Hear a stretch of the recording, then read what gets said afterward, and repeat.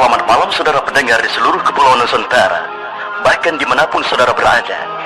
Selamat mengikuti siaran kami, selamat mendengarkan, dan tetap merdeka. Celoteh Aki. Aki Rukman. Inilah Aki Rukman. Rukman, wajah sejuk tapi beriman.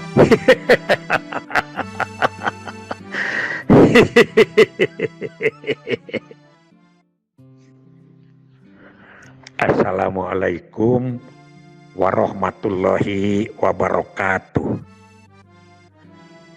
Selamat dan salam sejahtera buat kita semua. Kawan-kawan dan anak cucu Aki di seluruh Nusantara, alhamdulillah kita memasuki episode ke-34. Pada episode ke-33 kita cerita tentang pandangan Islam terhadap kesehatan reproduksi dan pengaturan kelahiran. Sekarang kita dalami bagaimana pandangan Islam tentang hubungan suami istri, dan satu lagi adalah ajal dalam Islam. Pemenuhan kebutuhan biologis atau batin secara halal dan sah adalah merupakan salah satu dari tujuan pernikahan. Tuh, ya. Ketika pasangan suami istri telah melangsungkan akad nikah, maka hubungan suami istri yang tadinya haram berubah menjadi halal.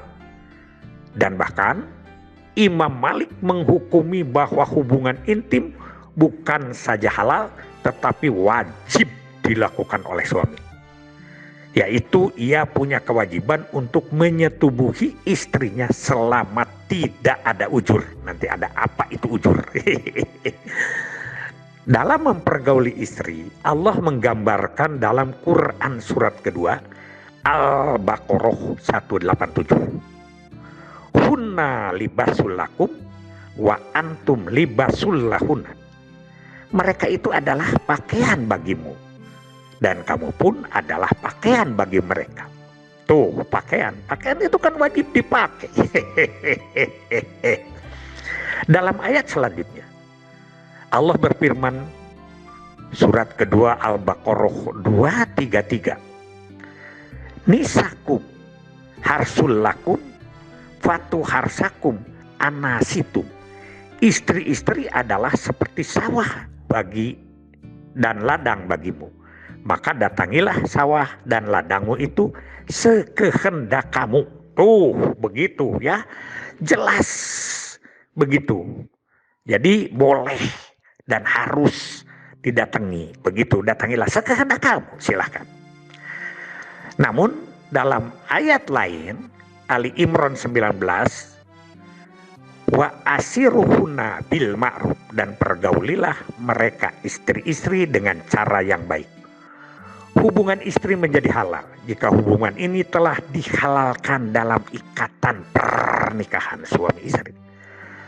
Lalu apakah rezeki yang akan didapatkan oleh pasangan suami istri? Ketika pasangan suami istri melakukan kemesraan, maka Allah akan memberikan rezeki kepada mereka. Hubungan suami istri yang halal adalah suatu rezeki yang luar biasa. Setelah dihalalkan dengan akad nikah, maka kita tidak perlu khawatir lagi akan melanggar larangan Allah untuk bersentuhan dengan lawan jenis yang telah menjadi pasangan kita.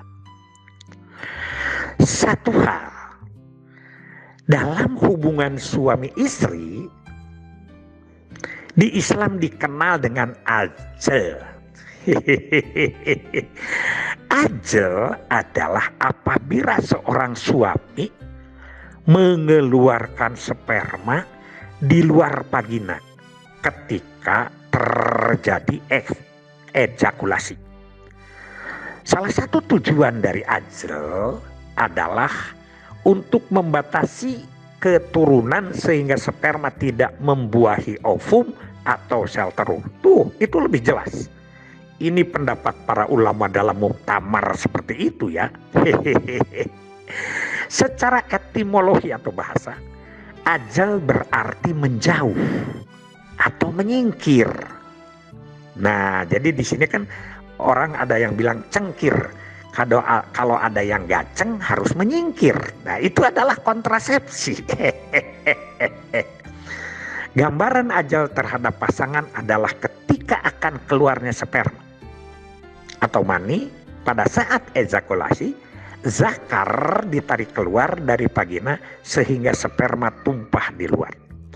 Hal ini bisa dilakukan karena ingin mencegah kehamilan atau pertimbangan lain seperti mempertahankan kesehatan istri, janin, atau anak yang sedang menyusui. Tuh, itu hukumnya.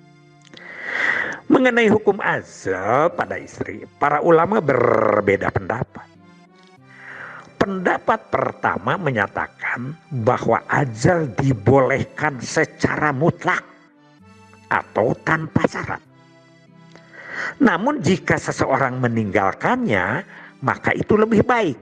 Seperti hukum makruh itu ya. Inilah pendapat paling kuat untuk ulama Syiah. Alasannya adalah karena hak istri untuk disenangkan. Namun untuk melakukan ajal disunahkan meminta izin pada istri terlebih dahulu. Jadi jangan geber-geber aja ya, harus izin dulu terlebih dahulu. Pendapat kedua, memperbolehkan dengan bersyarat atau ada hajat. Namun jika tidak ada hajat atau keperluan maka hukumnya makruh. Inilah pendapat dari Umar, Ali, Ibnu Umar, Ibnu Mas'ud, dan Imam Malik. Namun pendapat ini membolehkan ajal tanpa izin istri. Pendapat pertama yang membolehkan ajal secara mutlak berdalil dengan hadis Jabir bin Abdillah. Dia berkata, kami dahulu pernah melakukan ajal di masa Rasulullah Shallallahu Alaihi Wasallam dan Qur'annya turun ketika itu. Nah, berarti tidak ada larangan. HR Bukhari dan Muslim.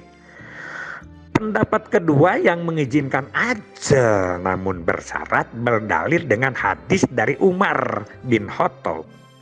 Ia berkata, Rasulullah Shallallahu Alaihi Wasallam melarang melakukan ajal terhadap wanita merdeka kecuali dengan izinnya.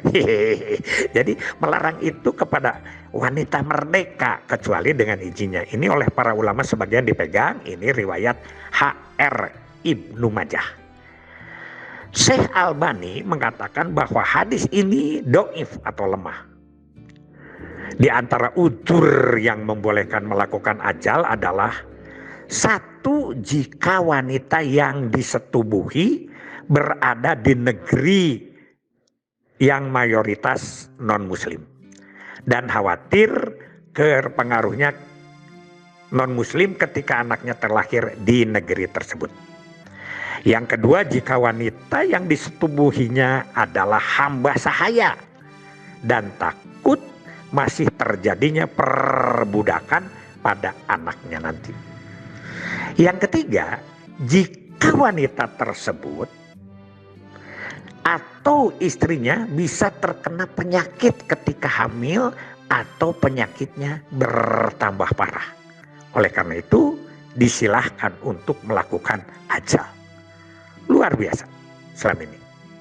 Yang keempat, jika si istri khawatir menjadi lemah jika hamil lagi, padahal anaknya masih butuh menyusui. Nah, ini kan berkaitan dengan yang lalu, bahwa Islam mengatur sampai ajal pun diatur.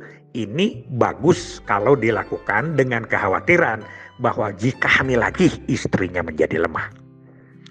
Dan 5, jika zaman telah rusak dan khawatir pada rusaknya keturunan kemudian. Nah, ini alasan yang kelima yang lebih pas dipakai untuk pelaksanaan program Bangga Kencana di Republik kita. Yang disebut rusak itu karena tingkat sosial dan tingkat-tingkat kependudukan bermasalahnya sudah lebih pelik. Jumlah penduduk yang padat, yang tidak terdukung oleh daya tampung dan daya lingkungan, itu semua mengakibatkan keturunan kita menjadi lemah.